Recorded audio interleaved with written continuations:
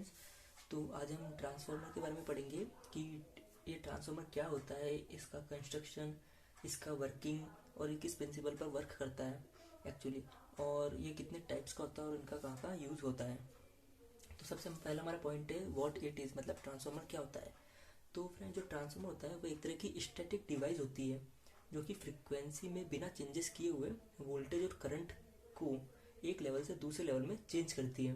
Level change होने का मतलब है कि वोल्टेज और करंट का बढ़ना या कम होना।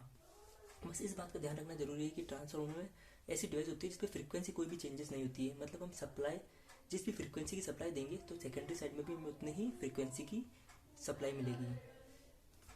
और अब हम बात करते हैं इसके कंस्ट्रक्शन और वर्किंग प्रिंसिपल के बारे में। तो आपको स्क्रीन पर दिख रहा होगा यह सिंगल फेज ट्रांसफार्मर रियलिटी में ऐसा दिखता है, बट मैं आपको सिंपल डायग्राम बनाऊंगा ताकि आपको ये आसानी से समझ में आ सके। बट आपको इसको समझने से पहले आपको इसका प्रिंसिपल के बारे में ध्यान होना चाहिए कि ट्रांसफार्मर किस प्रिंसिपल पर वर्क करता है। तो जो ये ट्रांसफार्मर होता है वह फैराडे के इलेक्ट्रोमैग्नेटिक इंडक्शन के सिद्धांत पर कार्य करता है। जो फैराडे का इलेक्ट्रोमैग्नेटिक इंडक्शन लॉ होता है वह ये होता है कि जब भी कोई फ्लक्स किसी कंडक्टर को कट करता है, जब भी कोई फ्लक्स किसी कंडक्टर को कट करता है या फिर कोई कंडक्टर किसी फ्लक्स को कट करता है, तो कंडक्टर के अंदर एक ईएमएफ इंड्यूस्ड होता है। यही फैराडे का इलेक्ट्रोमैग्नेटिक इंडक्शन लॉ है। मतलब मैं आपको फिर से बोल देता हूँ कि जब भी कोई फ्लक्स किसी कंडक्टर को कट करता है या कोई कंडक्टर किसी फ्लक्स को कट करता है, तो कंडक्टर के अंदर ईएमएफ इंड्यूस्ड होता है। अधिकतर जो ये फैराडे का इलेक्ट्रोमैग्नेटिक इंडक्शन लॉ है ये बहुत सारी जगह पर काम आता है, जैसे कि एक तो ट्रांसफार्मर में काम आता है, साथ ही साथ जनरेटर्स में, मोटर्स में, अल्टरनेटर्स में, इन सब में इसलिए यह लॉ बहुत इंपॉर्टेंट होता है, ये वो लॉ बहुत काम आता है। अब हम बात करते हैं इसका कंस्ट्रक्शन के बारे में, तो मैं आपको समझा देता हूँ।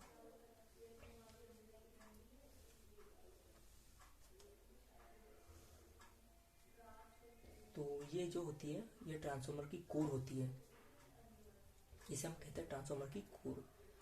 और ये जो कोर होती है वह हाई परमेबिलिटी मटेरियल की बनाते हैं।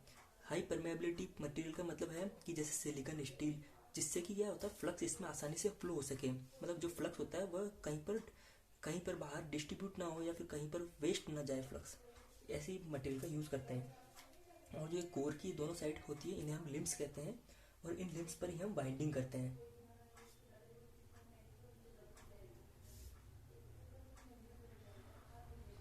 फ्रेंड्स, एक बात ध्यान रखना जरूरी है कि जो ट्रांसफार्मर होता है वो ओनली एसी पर वर्क करता है, डीसी पर वर्क नहीं करता है, एसी सप्लाई पर ही वर्क करता है। तो हम अब ट्रांसफार्मर की जो वाइंडिंग होती है वहाँ पर हम यहाँ पर कोई भी एक एसी सप्लाई जोड़ देते हैं अभी समझाने के हिसाब से, और यहाँ पर हम कोई भी लोड जोड़ देते हैं।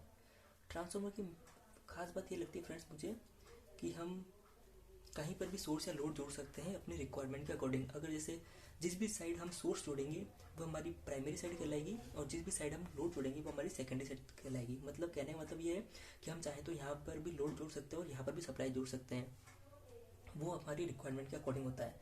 तो जैसे हमने यहाँ पर कोई भी सप्लाई दी है, तो कोई भी सप्लाई देने से जैसे में इस वाइंडिंग में हमारी I1 करंट फ्लो ही है, तो करंट फ्लो होगी तो, और ये फ्लक्स इस जो ये करंट है इस फ्लक्स इस कंडक्टर में फ्लो होगी, तो इस कंडक्टर में फ्लक्स जनरेट होगा और वो फ्लक्स जो होगा इस कोर में आसानी से डिस्ट्रीब्यूट होगा।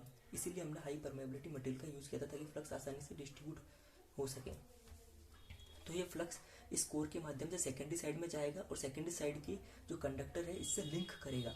और क्या होगा, जैसे ये फ्लक्स कंडक्टर को कट कर रहा है तो क्या होगा, कंडक्टर के अंदर ईएमएफ इंड्यूस्ड होगा। यहीं पर ही इस फैराडे का इलेक्ट्रोमैग्नेटिक इंडक्शन लॉ काम आता है। तो जैसे इसमें ईएमएफ इंड्यूस्ड हुआ तो यहाँ पर हमें जो इंड्यूस्ड ईएमएफ मिला वह मिला हमें E2, और यही अगर हम सेकेंड साइड में लोड होता है हमारा ये, तो यहाँ पर हमें आउटपुट में वोल्टेज मिलता है जो कि होता है V2 और करंट मिलती है I2। तो फ्रेंड्स, ये हुआ ट्रांसफार्मर का वर्किंग प्रिंसिपल, और इससे यही ट्रांसफार्मर की वर्किंग भी होती है। और वर्किंग प्रिंसिपल तो मैंने आपको बता ही दिया है कि ट्रांसफार्मर फैराडे के इलेक्ट्रोमैग्नेटिक इंडक्शन लॉ पर काम करता है।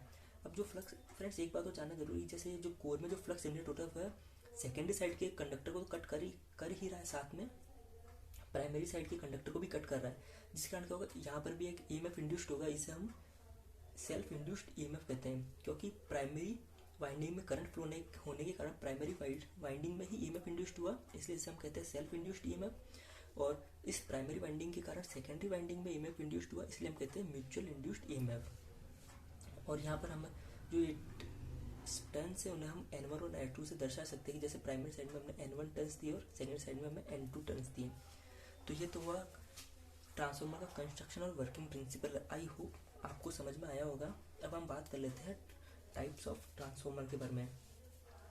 तो फ्रेंड्स, मैंने इसको समझाने के लिए पहले से डायग्राम बनाया हुआ है ताकि आपका ज़्यादा टाइम वेस्ट ना हो।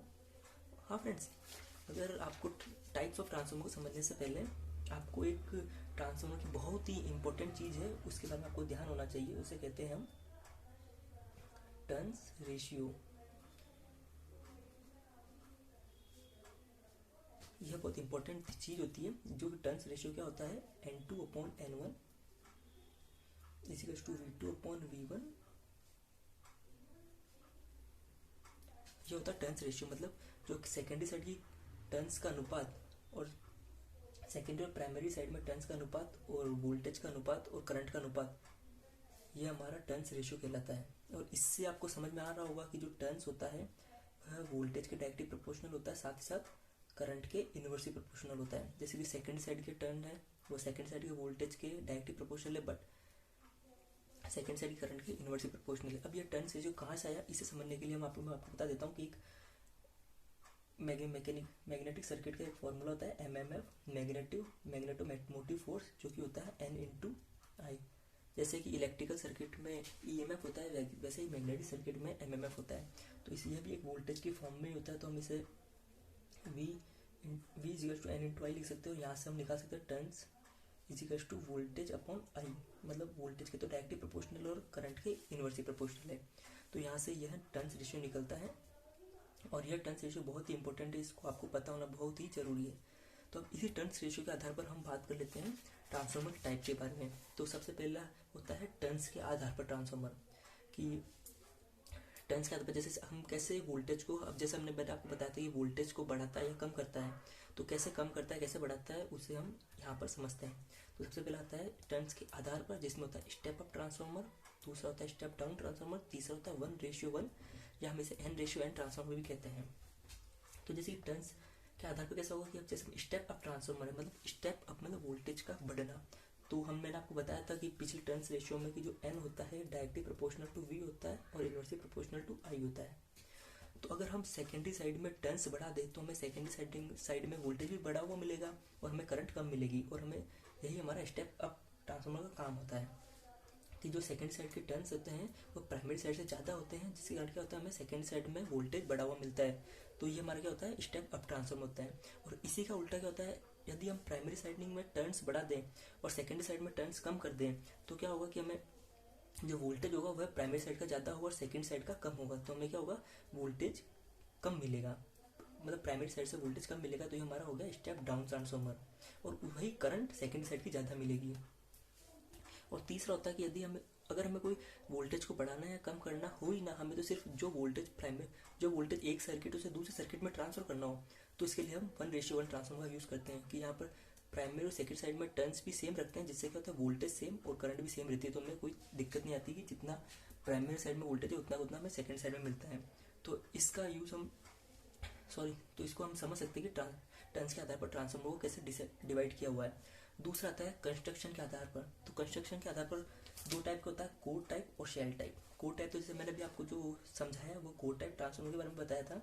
और शेल टाइप में क्या होता है कि इस टाइप का कोर होती है जिसके अंदर हम इसकी जो बीच वाली लिंक होती है इस पर हम प्राइमरी वाइंडिंग कर देते हैं और फिर इसी के ऊपर कुछ इंसुलेटिंग मटेरियल मिला देते हैं ताकि प्राइमरी और सेकेंडरी के बीच में कांटेक्ट ना हो, और फिर इसी के ऊपर ही हम सेकेंडरी वाइंडिंग भी कर देते हैं।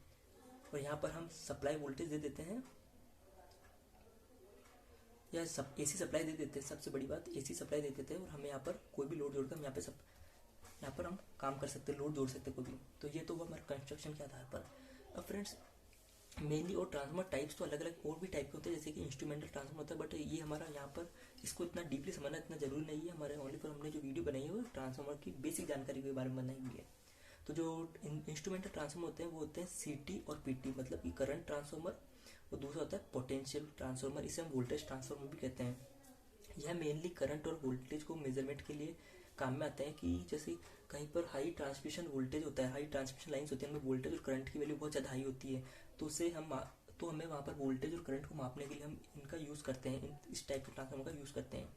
और दूसरा होते हैं पावर ट्रांसफार्मर और डिस्ट्रीब्यूशन ट्रांसफार्मर। आपने देखा होगा अपने घर या कॉलोनी के बाहर कोई एक ट्रांसफार्मर लगा होता है, तो वह हमारा डिस्ट्रीब्यूशन ट्रांसफार्मर होता है, जहाँ पर प्राइमरी साइडिंग में नॉर्मल इस टाइप की वाइंडिंग होती है, सेकंड साइड में हम क्या करते हैं, अलग अलग टैपिंग करके अलग अलग टर्न्स निकाल दें ताकि हम यहाँ पर अलग अलग वोल्टेज लेवल प्राप्त कर सकें।